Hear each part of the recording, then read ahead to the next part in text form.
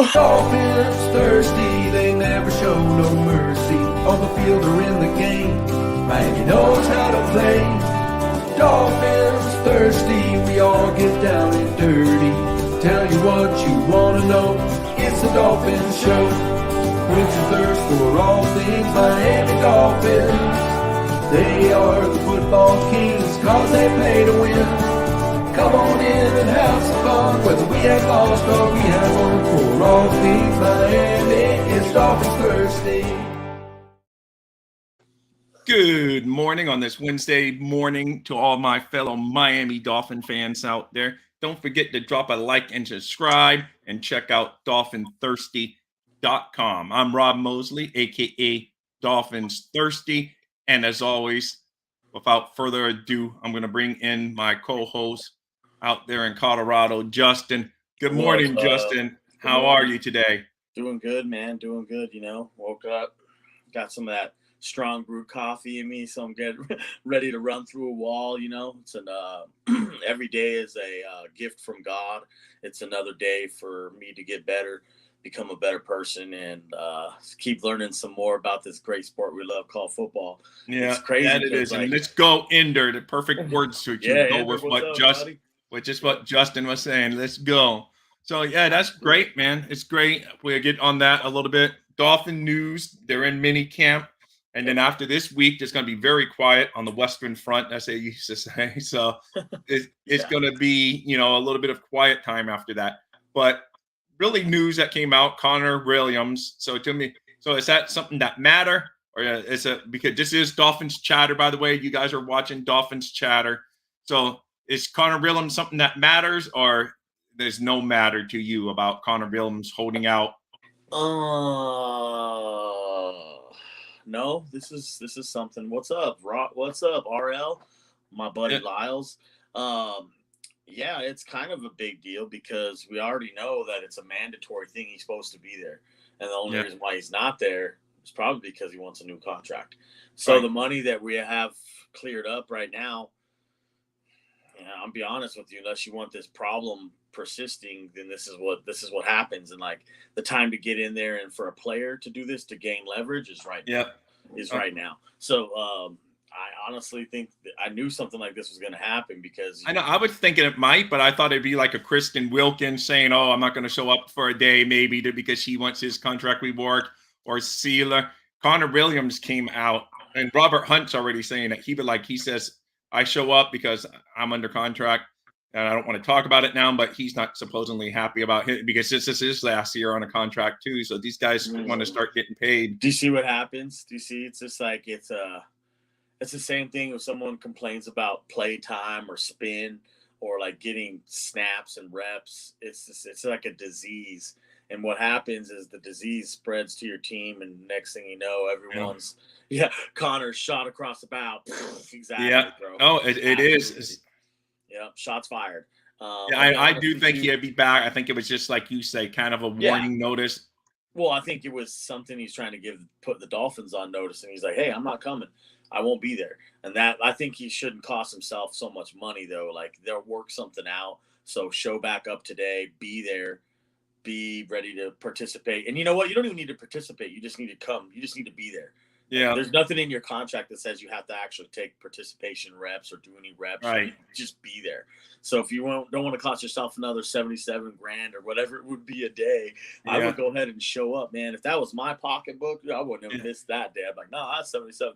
I got family to feed. Nah. No, because what ends up happening, they end up their little stance ends up costing them in the wrong one when they're under contract. Yeah, I know, but if you're like someone like him, man, you sit out for 2 weeks, that's your whole contract. Well, that's what I'm saying. For him, it ends up. So I mean, if he ends up getting a pay raise due to his little dispute, it ends up being almost canceled out because you got fines that you got to pay up. Yep. I honestly think it's something that needs to be solved quickly because you don't want distractions like this going on in the middle of your season, but at the same time, you don't want to be an organization like I'm always going to be for the players to get their bag, to get their money.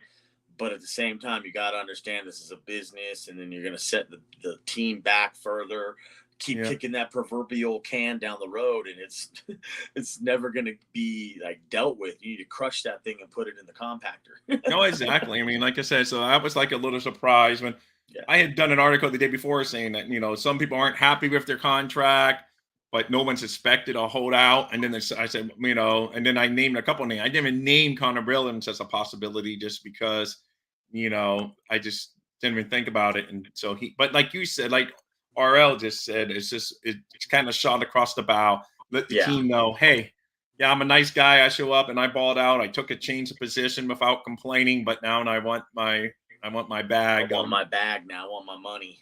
Yeah, I don't know, man. I think right now we're in a position to where it's not like I know we have like the most money now because everybody already handled their books and June just happened and they cleared that cap space because of Byron Jones and all, but that money could be gone real fast. Oh, it's going to be real gone because we're already projected to be one of the teams most over the cap going into next year. So I think you need to try to think about clearing some money now for the future. And I'm not sure where that's going to be, but like I'm going through it right now. That's why you see me keep writing some names down. I'm like writing names. Like I've already got a projected 53-man roster with the 16-man roster practice squad setting up. Oh, wow.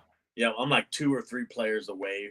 Give me regular roster. Give me 3 names that some people maybe think it's a surprise because I think most of us will be on the same. Give me 3 lists that you have on there that some people may say, "Oh, really?" On the 53-man? Yeah, on your 53, yes. Do you have anyone that would shock anyone? Like an Aubrey Miller or anything like that? No. Aubrey Miller's not on there right now, but that doesn't mean that he can't work himself into a role like that. How about Ogude that RL brought up? No, but I have both the players you just named are definitely penciled into the practice squad spots as well as Vandenberg as well. I give you one little kind of name that'll be on there, but it shouldn't be a surprise really to anybody. Kendall Lamb. Okay, yeah. No, that shouldn't be a surprise. Listen, let me bring up a member that turnstile guy is not on here, but all the other free agents, John Duff. Anyone from that list that you have on? I know you might have Turk on there. He would have to be out. You know what? Yeah, that's the one spot I have open. I don't have Bailey in there and I don't have him in there, but I think he's gonna take Bailey's spot. So yeah, if I was to pick one guy to go in the starting lineup, it would be Michael Turk. Yeah, by far. All right.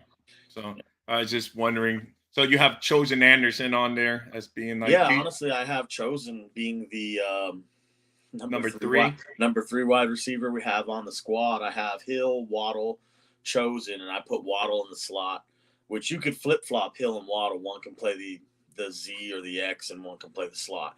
Then I have Barrios, Izukama, and River Craycraft and Freddie Swain on the practice squad. So I'm only keeping 1, 2, 3, 4, 5 wide receivers, 5 wideouts. So Braylon Sanders, you got off. You don't have him making it. Not yet. He didn't. He's one of the other guys who didn't show up to mandatory minicamp as well. And I'm not sure why. You're a rookie. I'm not sure what you think you've proven to not show up to camp. You're not a veteran. I don't know about that. I think that there's going to be a battle for maybe a spot there for the practice squad for one of them. For like the Dawood Davis, the Coleman, and I saw that. RL, I don't want our people leaving. I know. I said, "Oh no, we're going to be competing against the head coach. I'm going to have to watch it late." They can always go either rewatch us or rewatch the head coach. I know. I'm just teasing. If I know the head coach is going to outrank us in the thousands, I was like, "Oh no!" Absolutely. He just talked yesterday, so I was surprised he talked today. I didn't think. I haven't watched either or, to be quite honest with you. I've been so busy, but like I'm catching up with some of this Dolphin stuff now. Like I don't think there's a lot that's been slipped by me. I know there's still a lot of rumors floating around out there. Dalvin Cook absolutely is one of them. Everyone keeps talking about it. It's something that just won't go away. I've been hearing some talk about some battles. You know what I mean? Like quarterback 2, linebacker seems to be an issue where there's going to be a battle going down. And then with Brandon Jones not fully rehabilitated, we don't have that safety to match with Holland yet. So I honestly think that maybe we haven't made all of our moves yet. Yeah. Going over things on the depth chart right now, like I'll bring one up for you that's in my mind, in my eyes, it's crucial, and we've already should have dealt with it. You've been hearing me say about the Akeem Hicks and the Linville Josephs and the Shelby Harris or anybody you can get down low that's a 3-tech or a defensive lineman to help come in and bring us some stability. You need to do that now. And the reason why is because are you gonna let like a Jared Bronson or a Jalen Twyman or the Montalvo or Peely? He probably has a chance to break that mold right there. So out of those four, I would probably take Peely maybe to crack the roster. Right. And it's a long shot even for him. So you need more veteran presence up front. Right now we're thin right there. We're really thin. Yep. And LR, I always want to say, I always want to flip his letters. I don't know why I always want to say LR. It's RL. I don't know why I always want to flip them. Maybe that Laos throws me for a, but anyway, Mr. Laos, that's easier to say. I know he's talking. If he gives any nuggets, let me know so I can bring it up. I will watch it later and whatever. I don't think one day we could have streamed it and talked about it while he was talking. I didn't even think about that. But I don't even know if you're allowed to do stuff like that. You could probably pull it off and get away with it right now. I wouldn't see why not. I mean, I don't think there's going to be a lot in there. He's not going to give you anything. No, they don't give you big nuggets during that. All the answers they're going to give you are politically correct ones where it's just like, well, I need to say this and say it this way. I get it. Yeah. It's just what's right for the moment. But don't think the team is fully built by no means yet, and that they won't add on to a position somewhere where you think that they're good. You know what I mean? Like you never know. They might add a tight end. They might add a safety. They might add a linebacker. You never know what's going to happen, dude. Or a running back. You don't know what's going to happen. So be prepared. Yeah. Or you don't. No, you don't. Yeah. No, hey. It is, like I say, we will find out what he says later. It's not going to be any big, or I think they're going to have 5-6 players that can play star position. Let's see. He's sticking with us. I like that, Mr. Laos. Thank you. He's sticking with us here. We are going to have 5 to 6 players that can play the star position in this defense, just like Jalen was talking at his press conference. Yeah, he's talking about playing that star jack rover robber role, which is exactly where I have Jalen penciled in. Honestly, I have him at the safety spot because that's that jack star rover robber role we're talking about. Yeah. Because I think Cam Smith's going to be ready to go out there and play on the boundary. We're going to be able to put Xavier on one side, Kuho and Needham in the inside. We're stacked up right now. It's looking great on paper. Like I said, we're over 54 bricks. You know, y'all already know what a brick is as a veteran player, a player on the rise. And we're looking good right there. Like he's saying, we could probably put 5 or 6 guys in that Jack Star role. Yeah, you can. So far, on my list, I got Ramsey, Jones, Deshaun Elliott, and I wouldn't even doubt dropping someone like even Needham right back there, or Elijah Campbell. Both those guys would be on the list as well. And then if you develop anybody else on the back end of that you would like to throw in there, like a Keandre Smith, now you're talking. Those are the 5 or 6 players I would experiment with in that role. Yeah, hey, it sounds cool. You know your stuff. I know that as much as I love the Dolphins, you know the roster very well because you not only scout these guys while they're in the NFL, you've watched them when they're in college. Yep. So your knowledge is very deep. That's why you're such a great access to my Dolphins Thirsty. Appreciate you. Yeah, you're great, man. You know your stuff. That's what I love it, man. I love it so much. You know, be honest with you, like it gets overwhelming when you have to scout all these players, but it's like it's something that's like a passion. No, it's your passion, man, and when it's your passion, it's your passion. It'll happen again this year too. I'll end up going back through breaking down all the film on the new set of prospects getting ready to come in for next year. So it's cool because by the time you get like 4 or 5 years deep into the scouting process, you'll turn around and you'll look back and like players on other teams will be somewhere like, oh, I remember him. Yeah, I remember scouting him. I remember doing that. So you'll have all this knowledge sitting there on all these players. So if you ever happen to get a hold of one or we're playing one, it's kind of good to have someone like that out there because then you can use that as a point of reference. Do you know what I'm saying? You can go back to that and be like, hey, this dude knows he's got a little play card on the guy, just like they do in basketball. It's like a little scouting report. Yeah. Like I said, I don't know how this is going to work, but it still hasn't started. He's running late. So see, people, we're on time for you. That was supposed to start at 10:20. I'm sure you could get in here and do a bunch of stuff. See, there's a couple people I know that are in here right now on the chat. Rhino, I know him. I know a couple people probably that are in here. Look, if I was a good marketer, I would have had like a friend of mine in there saying, man, you got to be listening to Dolphin Thirsty right now. They're off the chart. Right. Steal from the audience. Oh man. But so many people in there, I find in those chats, no one even reads there. Everyone's just saying their own thing, and no one even, it goes so fast in there that no one even reads like anyone else's thing. They're like, oh, I got my comment in there, but everyone has their own comment, and no one even comments back at you unless you say maybe something like off the wall. Right. I like the ones that actually think that like McDaniel's really going to listen to them in there. You're like, Coach, what do you think? I'm like, yeah, he's going to stop and look at YouTube feed and ask a question. Probably not. Yeah, Probably so won't happen. it's funny. That way. Oh man, but Yeah, at least we would know when he goes live. I don't know how to get the sound. We just figured, well, there it goes. You'll have to just go click the live feed. It'll shit, yeah, and then see right here. Yeah, now you can probably hear it. Dinosaur noise I'm going to hear today. Dinosaur noise. And the enforcer taking the phone. This dude's a guys, you're watching the Rule of 3 McDaniel press conference. Third time. Nope. It's got to go in the hallway. Coach, first I wanted to say happy belated birthday to you. Whoa. Belated is all get out. I appreciate it though. Wanted to touch base on the South Florida athlete and how they stand out. During your coaching tenure, you have time with Santana Moss, Travis Benjamin, Devonta Freeman, and Nick Bosa at your several stops. And what's unique about those guys, and how has chosen been similar in those aspects as a South Florida athlete? So, well, first and foremost, it's one of the hotbeds in the country for talent. That's where all the players are at. And you know, my experience doesn't like chosen mean it's for us, so that's center, good. but the guys you just named, you know, common denominator is that they're very used to good competition and have a chip on their shoulder to go above and beyond. The anytime in professional football you have athletes that also have the drive. You have, you know, top tier athletes with super drive or that are super driven to be the best at their respective positions in the game. That's a good formula for success. So I've always really throughout my career, all the teams have been there's been guys from South Florida that they have stood out because they're familiar with the competition and they have a burning desire to uplift themselves for sure. So they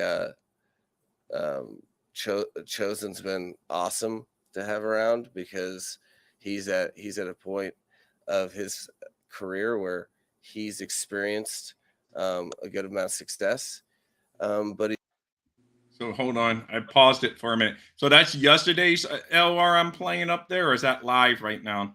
No, that's live. Yeah, that's what I thought. That's what I thought. No, that's live. Look, watch. I just commented on it right there. Yo, Money Mike at the podium. Yeah, you're live. Okay. It's live. He's hungry to continue to develop and improve. One of the most coachable guys that I've been around that have had success at the level that he's had in this league. He is open-minded. If he says something that you want me to pause, Justin, and have a comment on, right. No. And doesn't just say that. A lot of people can say they want to be better, but then when you're trying to improve stuff, you have to be real with yourself and take criticism. And he is a tough-minded individual that means what he says and has followed through. Is really just approached it that he wants to be a part of the team. I think he is about the cause as much as anyone in terms of, you know, he knows the direct history of the Dolphins and what it would mean to the city for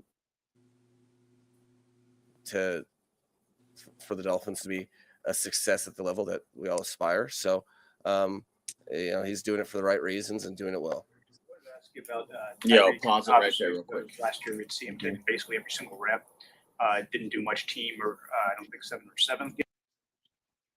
Real quick, he gave up a nugget right there, and one of the nuggets is that he gave up is how Chosen Anderson is familiar with the division. He's familiar with the Dolphins' history. He's familiar kind of with the Dolphins culture per se. And the reason why is because he's seen everything that's gone on with our team right now. And now he's wanting to take part of it. The same reason Cedric Ugbagani was coming over like, hey, I want to be part of what they're building down there. You see what I'm saying? And the Dolphins gave him a second chance. Yeah, I like that. That's a little nugget that he did drop for you though, right there. Hey, that's good, man. Again, if you see he says something again, let me know. Let's see. Yesterday, is this just, understanding at this stage of his career, he doesn't need all that kind of work, or is he dealing with something? No, there's a little, like, I'm very consistent that I'll be inconsistent with player to player. I think it's hard, but if you prove to the players that your intent is right and you and you're doing stuff for the right reasons, and you pay attention and know who's deserving it of a little time off, or maybe we're hypersensitive to maintenance of someone. Case by case, you approach it as such. I know one thing: if Tyreek is at risk for further injury, he doesn't know any speed on the practice field, as you guys know, but full go. So yeah, I was gonna say, he only knows one there's speed also a component of coaches protecting players from themselves, and he's dealing with some minor stuff, but if at any. Okay, so what do you think about that? What he's talking about, Tyreek Hill, so he's dealing with some minor stuff, so that's why. I think it's kind of coach talk right here, like you said, saving a player from himself, because everybody's a competitor. We've all been in sports before and been involved. You don't want to get pulled out. You don't want to come out. You want to be there for your team, your teammates, your buddies, your guy. But sometimes you got to save a player from himself, the way he said, like right there, so we can have you later. So whatever he's dealing with, we want to clean it up now and nip it in the bud. So yeah, I like that. All right, sounds cool. I like it too. Point, we think it makes the Miami Dolphins worse for someone to practice, turn the page, he will not practice. So that's kind of where he's at. Or I have no concerns of any player, whether you're the 53rd, the 90th, or one of the best players in the league. All of those players in a pool, Tyreek is probably the least I'm worried about being physically able to perform his tasks. And I will say he's in executing his assignments and walkthroughs. He is putting his best foot forward, is night and day ahead of where he was last year with regard to the offense, and has his mind set on improving and getting better from last year, which is the only place we'd want it. Mike, when it comes to year 2 in the system for Tua and overall year 4 for his career, what are you looking at on a day-to-day basis in practice to say, okay, I saw what I needed to see from Tua. We had a good day with him. There's a lot that goes into that. I think year 2, the prerequisite is that he, as the quarterback, he has to have ownership of everything he's doing and what everyone else is doing. As the facilitator of the offense, and he's checked that box every day. It's been really cool in the year's time how. Okay, what do you think about him being the facilitator of the offense? What he's saying right there is really hitting home, and the reason why is because we've been talking about it quite a bit. Remember what I said, once you get him into a system and have him stabilize and be in the same system for a little while, things are going to slow down for him. The game's going to slow down for him. It's like a point guard in basketball. You just let the game come to you, and I think we're starting to get to the tippy top of that point. We're not to the full-fledged, the game's coming to him, but we're getting ready. He's getting ready to turn it on. I wouldn't doubt right now if we can keep him upright, if Tua has he's going to have the best season of his career coming up right now. All right. Good. I like that take, Justin. He's not only learned the language, but is now fluent in it. And that opens quarterbacks up to doing some of the components of the job that it's really hard to try to be the leader of an offense and motivate guys and encourage guys when you need to, or maybe be hard on guys when you need to, when you're just trying to spit out a play and know your own assignment. So I went into this offseason hoping that So you like that? Like, yeah, it's kind of hard to say, hard to be like, like Marino, he knew the playbook so well, he would yell the minute someone isn't able to line up. Tua's just worried about himself getting the play off, like he's got to know where he needs to be, where the ball needs to come out, when it needs to come out. But another thing that he's talking about right there is a huge nugget he just gave out. Remember, pre-snap penalties, all the stuff, getting the plays out in on time. Now he's got the diction down of what they're trying to spit and how the play's supposed to be called, so the play's going to come out faster. All right. Sounds good, man. See, this is fun, man. I like it. No, this is great. This is great. Next time I have a promoter. I would see a graduation of sorts, and really have every single day. So that's first and foremost for his game. Yeah, you're less concerned about the really good plays. Yep. Your attention is less drawn to that, and it's more about consistency of the entire practice, just like a game, where you can have some. He had his games where he made some big time plays, and then he wasn't as happy with the rest of the game. So kind of looking at it through that lens, and he's really been one of our more consistent, if not, he's been as consistent as anybody, day in, day out, which has residual effects to the whole team. And I know the team big time as well. Yeah. Connor Williams expected to return to the team before the end of minicamp. Oh, here you go. Is he expected to be away for the remaining 2 practices? Well, I don't have my "What would Connor Williams do" bracelet on. So, I like I said,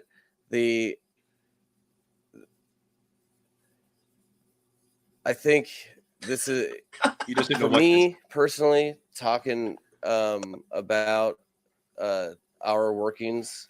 That's one hand the Dolphins, one hand Connor. It's something that I don't think is business necessarily that needs to be out there on the street. He's not going to air what he's talking. We're in communication. I'm not love to say I'm pissed off about it, but what can I do? He's back. He might be in the back of this room right now. I don't know. But like I said, I know where he's at, and we're in healthy communication. So there's nothing wrong with that. And then I have so many other very quality players to worry about that you'll get to watch in a minicamp day 2, which is where all of my concerns really focused. To your knowledge, not here today. To my knowledge, he's not here today. Who? Connor Williams said somebody else. We have not seen him much in team drills in the days that we've been here.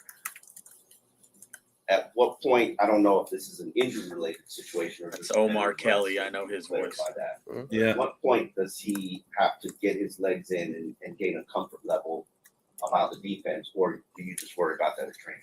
No,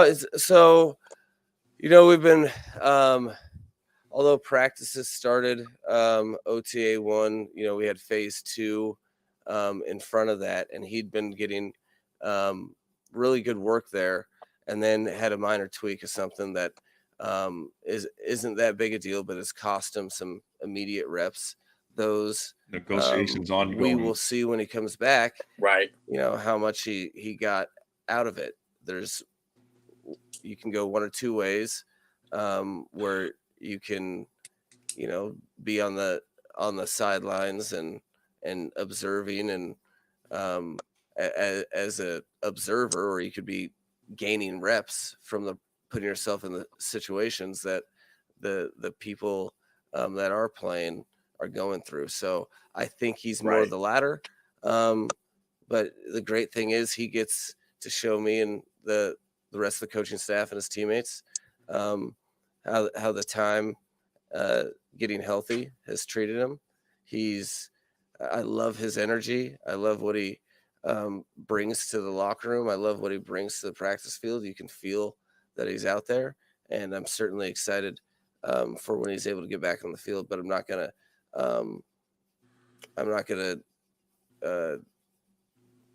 all of a sudden overreact and put him out there before his body's fully ready. So he's in a good spot, and look forward to him getting out there. But first, he has to get fully healthy.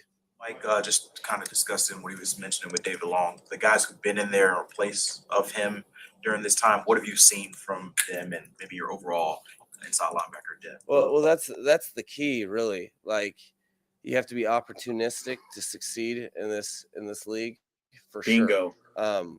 And when you do have, I paused it for a minute. Yeah, David Long again. One of the concerns when we signed him is that he's not going to be. But I'd rather rest him now and keep him easy because he has those soft tissues history. So I see the point, but yeah, it's already worrisome when you're in your first mini camp and you're talking about resting him already. So yeah, it is. Yeah, so we'll see. But anyway, let's get on. Let's move on. We'll see what he has to say. Have available reps, you need to seize them, and I've seen several players. It's given great work for our rookies, but then the extra reps, that really Gink's been able to get invaluable. Van Ginkel.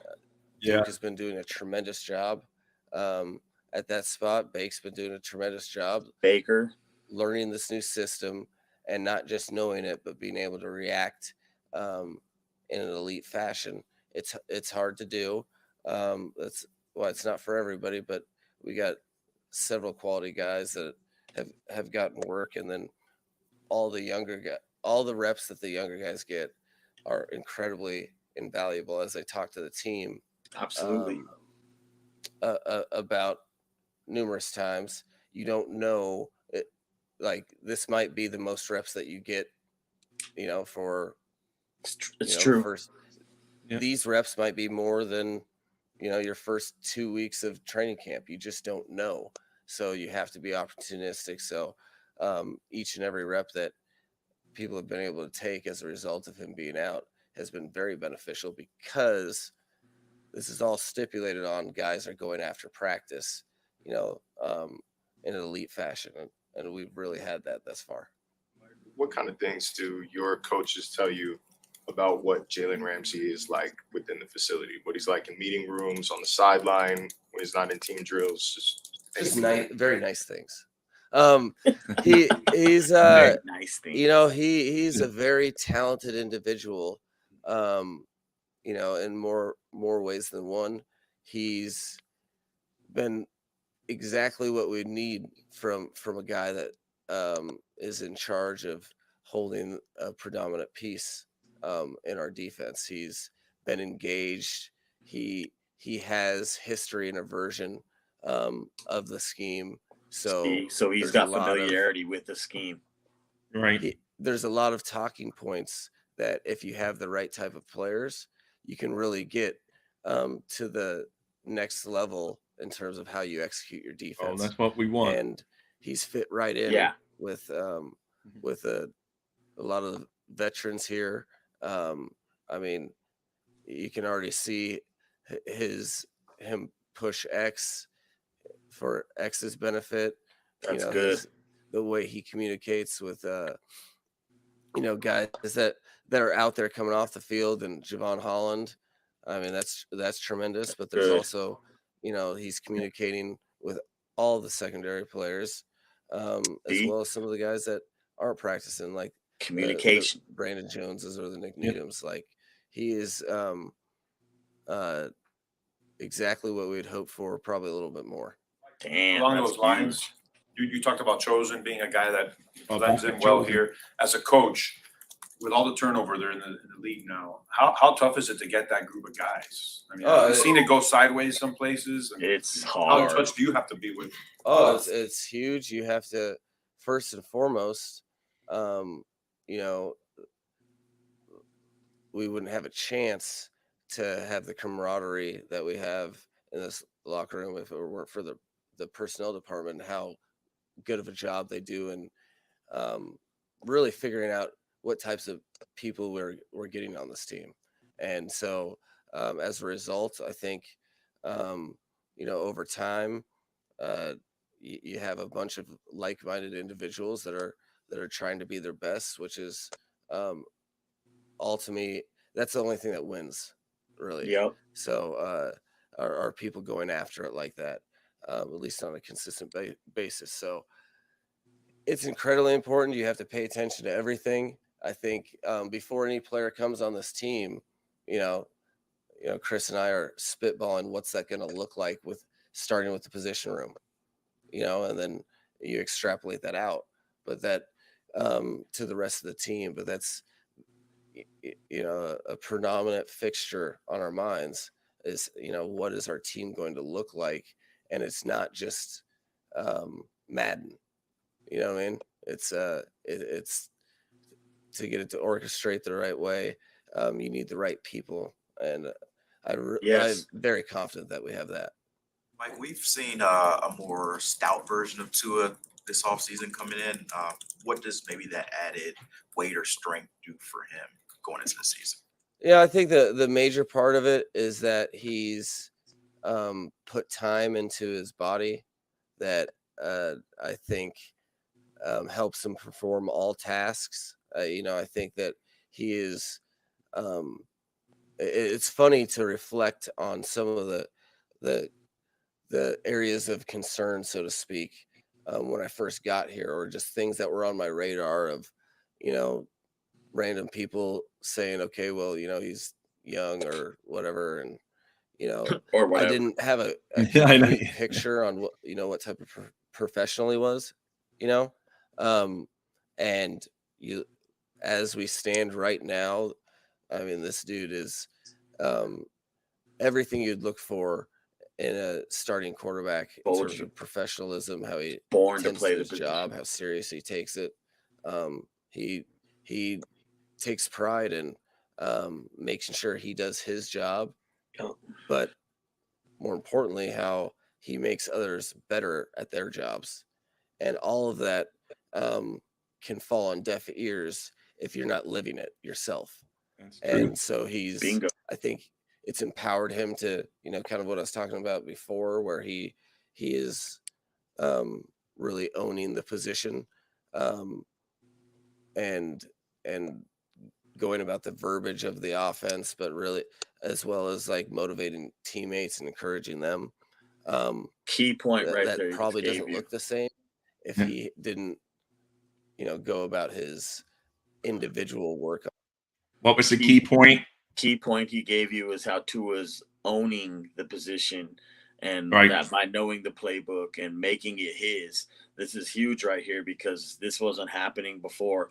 I don't even think you've seen it last year. I think he was just kind of getting warmed up. I think that's a huge thing right there. So he's taking ownership of the spot and taking responsibility for it, if you understand what I mean. Like, so you're going to have to hold accountability for it. So if he's wrong, it's on him.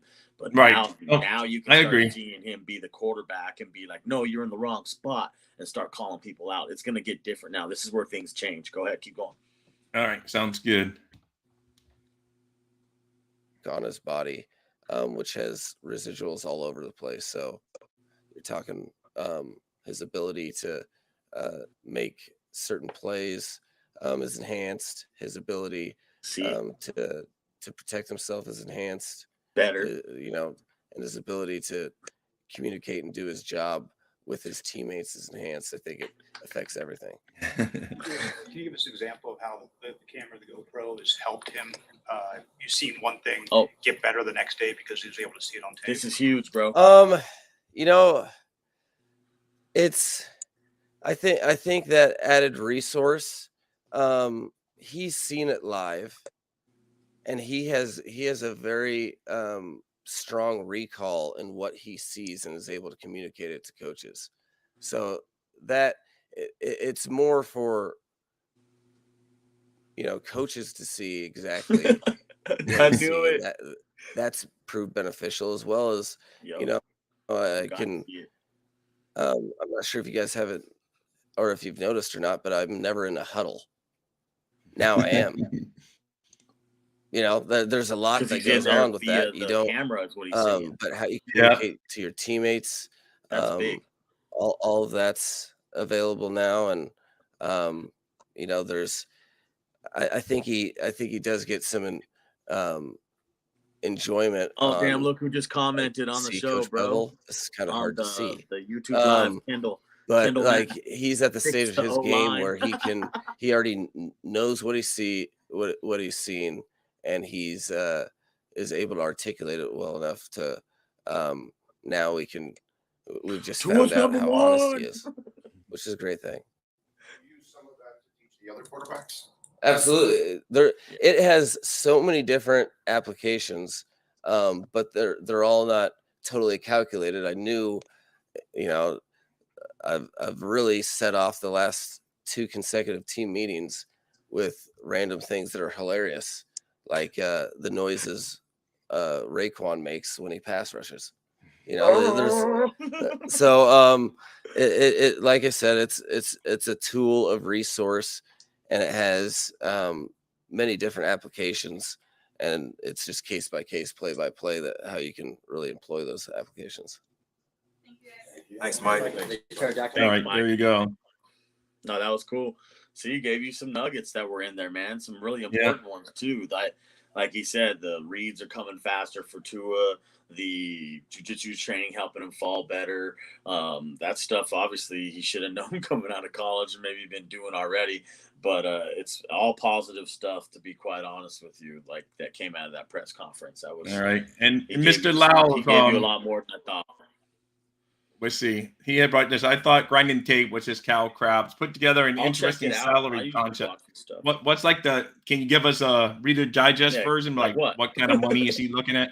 If not, I will go find it later after the show. He's probably talking about Connor Williams' contract. That's what he's talking about. Yeah. That's what, but Cal Crabs is the guy. That's where I give Cal Crabs kudos. He's really into contract. He knows like all the salary cap space and all of this. That's where he really does his, like, you study all this film. He loves studying the film too, but he knows that sport track and all these over the cap, SPO track, and over the cap, over the cap, I was combining both of those ones I use same thing, SPO cap. So he goes there and he looks at it over the cap. That way you can manipulate the contracts yourself. I mess with it all the time. But at the same time, I'm more, like I said, X's and O's, like the money part works itself out. I don't mess with any of that. It's hard to keep up with all that, man, because, it's like easy to mess with, but it's like you don't really know what players are going to take what. And it's funny because that Kyle Krabs, he's great at what he does. And it's funny, I'll go watch something he'll put out. Like he does shows all the time, maybe sometimes 2 in a day. But the last one I seen him do, they were talking about the Dolphins defense. Is it complete yet? And he went exactly where I went to the defense, right to the backup depth of the defensive line. And he brought up the same players I brought up, Akeem Hicks, Linville Joseph. So we're on the same page, dude. Usually me and him are like, I'll see eye to eye with on a lot of things, and some things I do agree with and some things I don't. Like, of course, that's just like anyone in life. Yeah, absolutely. So he says that Cal Crab said, that's a lot of he said, but Mr. Lau said 5 years, $32 million guaranteed at $55 million, low cap hit over first 2 years. What does that do to our cap right off the bat, though? That's my question. What's that do to that? I guess not much. I guess it helps over the first 2 years. Then it's kicking that proverbial can. Proverbial can keeps going down the road further. At some point in time, you're going to have to pay the piper. And where it's coming, I'm going to be quite honest with you. And I know we're all going to try to say we can keep kicking it down the road, but you can't. And that's Tua.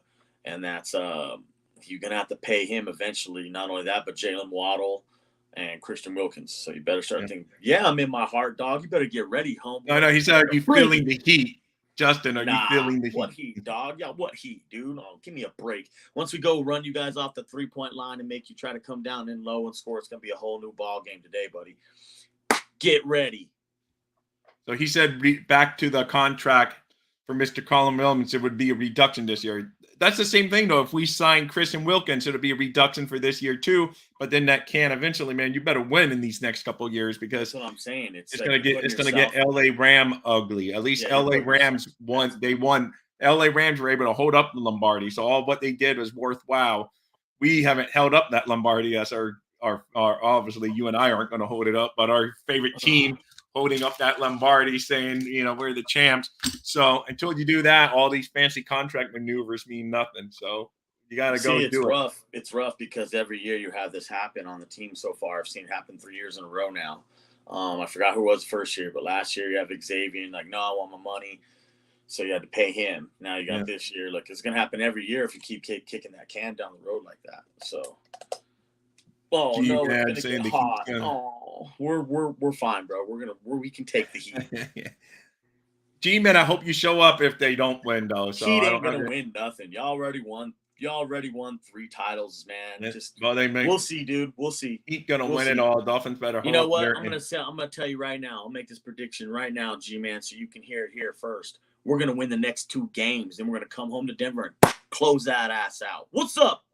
Hey, you might as well be cocky. Hey, Heat gonna win it all. Dolphins better hold up their end of the bargain. So yes, that's all I care. I want the Dolphins to hold their end of the bargain, but the Heat won't.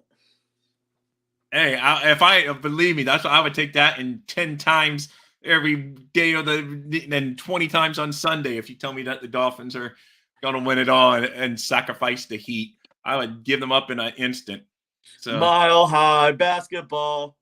All right. Anyway, let's go back to football, guys, because G-Man, is tired talking football because we're in June. He wants to. At least baseball, you can. He's like me. He's holding on to all that hope and stuff. That's why my beard is growing. I'm looking like some bum out here because I'm keeping my playoff beard. I said, what drugs are you? I want some. So a bunch of them, bro. No, I'm just kidding. Hey, it's good, man. But that's it. That's your team. You've been a Nuggets fan. I can vouch for you. There's not many people that are Nugget fans, other than you do live in Colorado. So outside of that region, there's not many Nugget fans across the globe because they haven't won a title ever. So I give you your props for rooting for them. And like I said, if you were playing anyone else other than the Heat, I would be rooting for you. But it's just I have to go with the local South Florida. It's all good. It's all good in competition. Like I had a couple. I'm a diehard basketball fan. Fans are real cocky. Easy. Man. Like if the Heat go on to win it, you're not going to hear crap from me. G-Man, I can't speak of. You're going to hear crap. You're going to hear crap from G-Man. So it's all good. Whatever happens, happens. You ain't the 305, bro. This is the year. Well, technically, we are C, man. We will see. No, I'm not the 305. I'm in the best state. But he still loves his 305 football team. That's all that matters, man. That's why I have him on my network.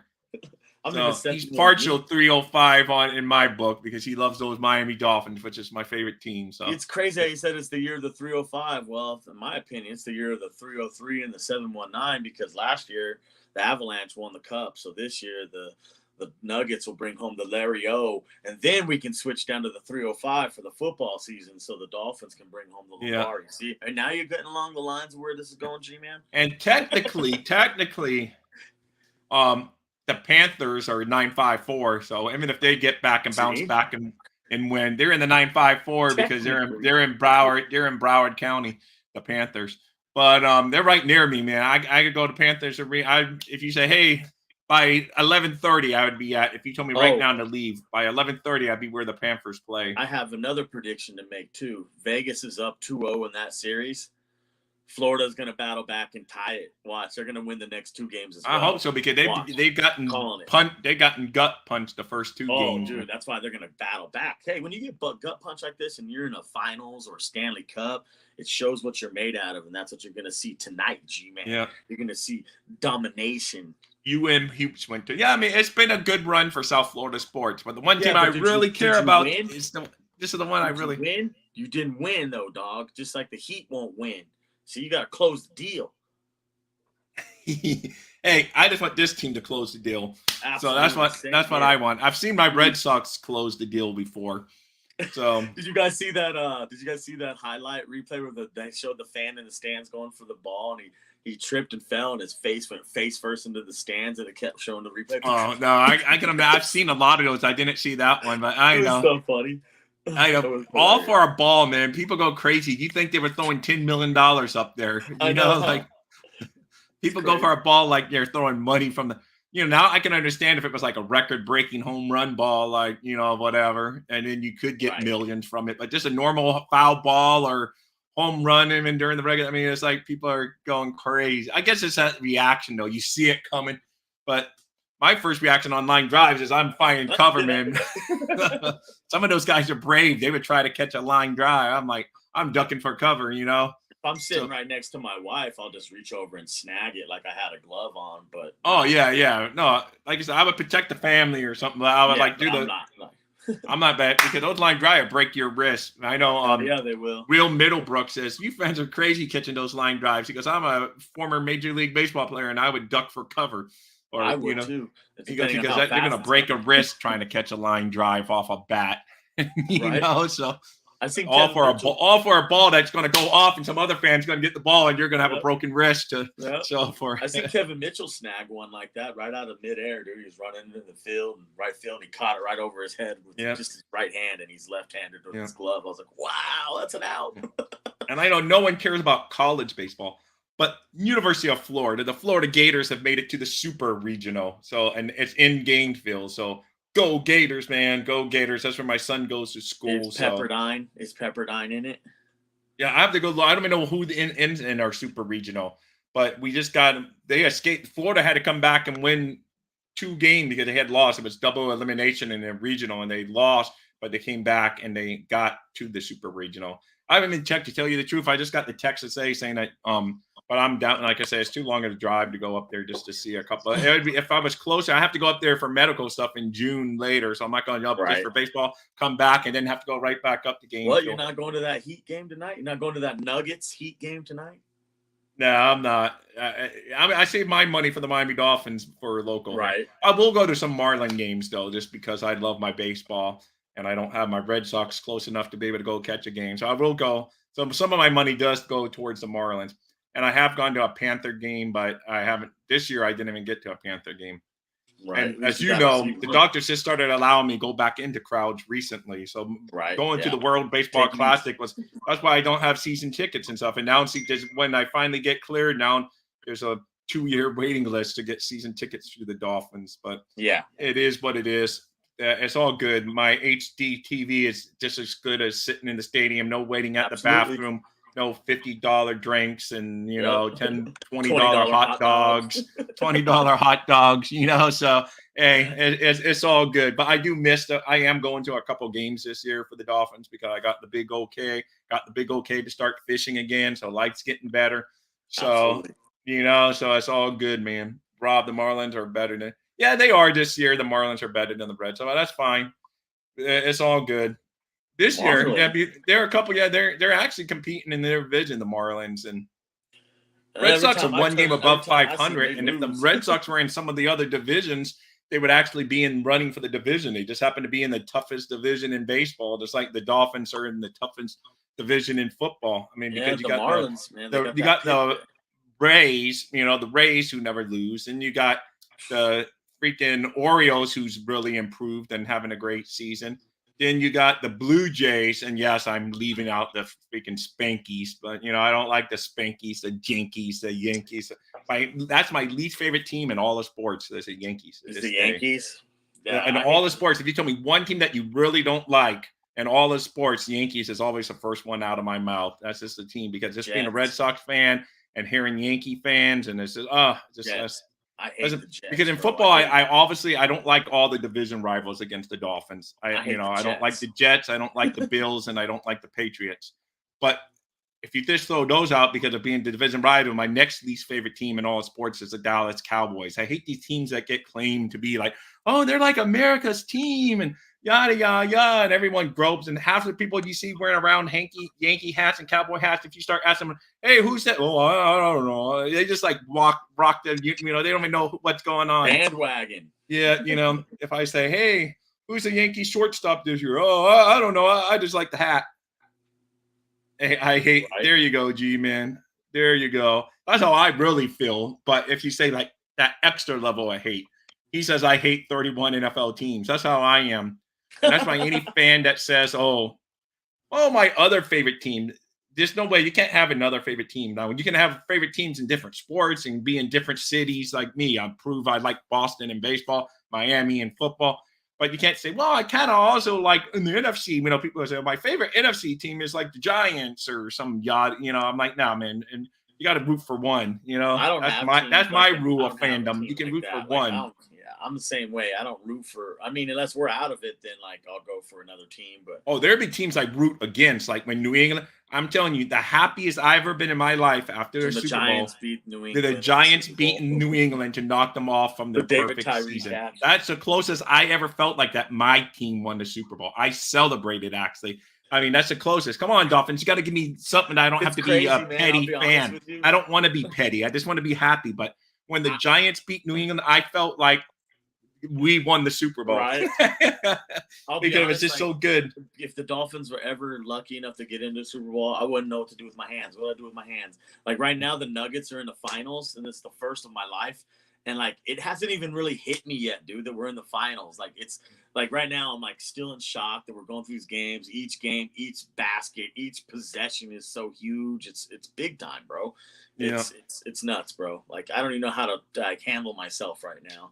So No, it's great, man. Get into this. I wouldn't know what to do, man. I wouldn't know what to do. And I know we don't play for them, we don't coach for them, we don't scout for them, but I still get so passionate with my Dolphins. And I would feel like, you know, it'd be like such a great thing for the Dolphins to win. It's been so long, needs to man. happen, bro. It's crazy. Like I'm all the way here in Colorado, right? And when I deliver, I work for DoorDash. So I always have my Dolphins lanyard on because it's attached to my keys. And I'll pull, even in a Nuggets jersey, I'll pull up and someone will be like, Dolphins. And I'm like, yeah, man, I'm a big time Dolphins fan. And like, even fans here are like, is it going to happen this year, man? It needs to happen for us. We need to win one. Even Dolphins fans here are praying for the Dolphins to win a Super Bowl, just so you guys know that. That's the G-Man taking, even after all that nice stuff you just said about the Dolphins, he took one more. It would hit you when they lose. And then when you guys lose this next 2 games, you'll be nowhere to be found. You'll be like, oh, taking a hiatus or go fishing or go golfing. G-Man will be back. I know G-Man. If the Heat lose, he will be in here saying it because G-Man's a good, loyal customer, man. G-Man comes in here. But you didn't see Jimmy Butler step out of bounds with no call the other day, and you didn't see that goaltending that was not called that didn't get called. All right, but I heard there was other calls that went the other way too, though. So you can break down stuff. I didn't watch the game, but they were saying Joe Rose was saying that, you know, he goes, if there was a couple calls, he's a Miami guy. Yeah, but he was saying there were a call earlier in the game that kind of went the Nuggets. Earlier in the game, you guys started the game on a 10-2 run. Yeah, so I don't know. So it's all good, man. Like I say, I don't watch the hoops, you know. So hey, it's all good, man. It's all good. We'll see. At the end of the day, it only matters who wins, whether it's, you know, it is how it goes. See, he says he doesn't hide. So if the Heat doesn't win, which he doesn't think is going to happen, but if the Heat for some reason does not win, G-Man says he won't hide. So that's cool. I know Justin won't. I've never seen anything like this Heat team, though. I really never have, because it's just crazy the way they keep coming back, man. You can't. It's like the cardiac kids. You can't count them out of anything. Oh, I know. So, I know. They're the 8th seed. I mean, it's a good story. Like I say, even though I'm not a guy, and then I'm telling you, though, I just hope Dolphin fans learn from this, because a lot of the Dolphin fans are Heat fans. And so many of those Heat fans, after they lost the first playoff game against Atlanta, they were like, oh, I don't even want them to win this next play-in game. The play-in game. Because, you know, you're just going to break my heart and prolong my sickness, and I don't want to even have to. I just want to get on with the off season. And blah, blah, blah. And here they are now in the finals, tied 1-1. 1-1 tied. And you know, and they were saying they didn't want the Heat to it's okay. All it did is prolong that disappointment that you wanted to fill in and be like, no, save me from that. And it's just going to happen now. So it's all over. It'll be over, baby.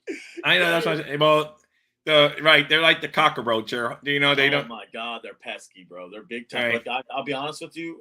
I'm having a great time. I would rather have it no other way. May the best team win. If the Nuggets want to be the best, they have to beat the best. And right now, that's the Miami Heat.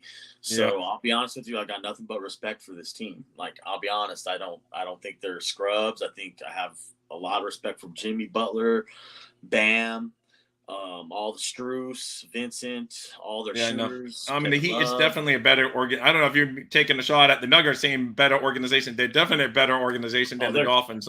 Absolutely. Unfortunately. Hands down. Look who runs it, though. Who's at the top? I know. Pat Riley, the god of basketball. So We See, know if the we Nuggets- got you, G man. We if got the you, G Nuggets- man. Don't if worry. the I Nuggets beat type the Heat- quick all the time too. I'll be honest with you. If the Nuggets beat the Heat, it'll be something of legends. And number one, we're beating a great organization with probably the best coach in the NBA. Coaches the Heat. I'm And happy. they got Thank the you, because the god of basketball, which has put the Yeah. team together. It's Pat I'm Riley. happy Coach Spotra, he is finally getting his due, because a lot of times people didn't give him his credit, because when he won, they're like, oh, he only won because of the big three, yada, yada, yada. But he's gotten to the finals in that COVID year with, not the greatest of rosters. Now he's again not the greatest of rosters, but here he is back in the finals. So he's finally getting some of his just desserts and getting Well, it's some crazy love. because they're talking about bringing that Tyler Hero kid back in, inserting him into the lineup and having a spark for him. And I hope you guys do. And the reason why I hope you do is You want to because mess you with the don't- chemistry. Yeah, absolutely. Because you guys don't understand what you're doing if you do that. Yeah, you have Yeah. a luxury with him sitting there on the bench. He's your best 3-point shooter by volume and by percentage, but you're going to mess with the chemistry of your Right. team. So I hope you do put him back in the lineup, and I hope he struggles. And I'll be honest with you, that's why you don't do stuff like this. So when you think you have a luxury, your luxury might actually be your downfall. But we'll see what happens. If you bring him in the lineup, great. We'll see what happens. Mickey Arison is much smarter than Stephen Watts. Well, they're both great businessmen, but yeah, sports-wise. And I know it's not easy, but it's much easier to do a better basketball team than a football team. But, and it's just – but I agree, Mickey Arison is smart.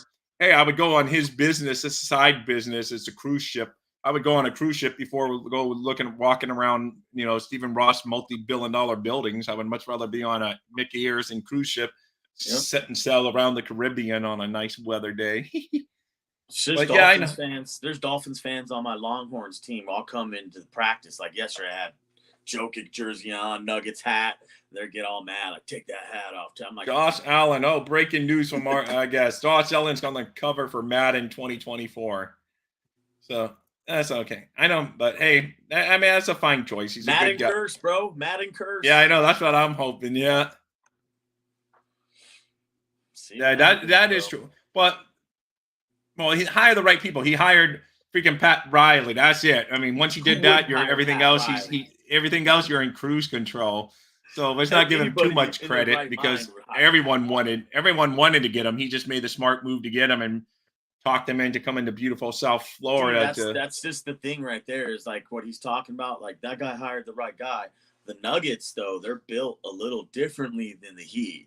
You guys got the mastermind pulling all the strings there, the little puppet in control, Right. Pat Riley. The Nuggets have drafted every player that's in our starting lineup, besides maybe one or two of the guys we added that are veterans. So we've done this the right way. So the right team is supposed to win this. It should be the Nuggets. But there's no right or wrong way. If you're in the finals, there's no you've done it the right. If you win, you win. I don't care. I'll give you kudos. There's no. I'm already Like I say, if the Dolphins win a Super Bowl because they did it all through the draft, I'm celebrating. If they did it because they did trades and signing big name free agents, I'm celebrating. So there's really no right. I prefer through the draft and everything. So do I. That's because that is the longest term way to win. But heck, give me any way to win. But with that said, guys, talking about winning, I know all you guys already have done this because you guys are all great. But like and subscribe. Tell your friends that, hey, check out Dolphin Thirsty. Did a little guy that wants to get big.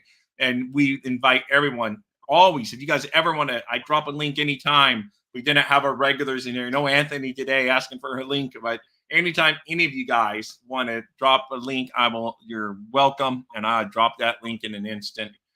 Justin, thank you. I would say good luck to your team tonight, but I don't really mean it. So, so I would say just be safe driving around, working out there. I do mean that, because you bring a lot to this network and a lot to my getting better over the past year and everything, man. So I don't want to get all sentimental, but you rock, and you know why you rock, and you guys are the best. Much love, brother. Much love. That's it. And be safe out there. And Friday we would know where the Heat stand and the Nuggets stand a little more. So we'll see if the Nuggets win. G-Man, I still expect you to be here come Friday, man. We'll be back Friday, guys, 10 a.m. Yep. You guys rock. Have a great day. Justin, as always, I can't say enough. You bring the great stuff to the show, man. Appreciate All you. All right, guys. I appreciate you having me. Later, and Dolphins #1. Yeah, Dolphins #1.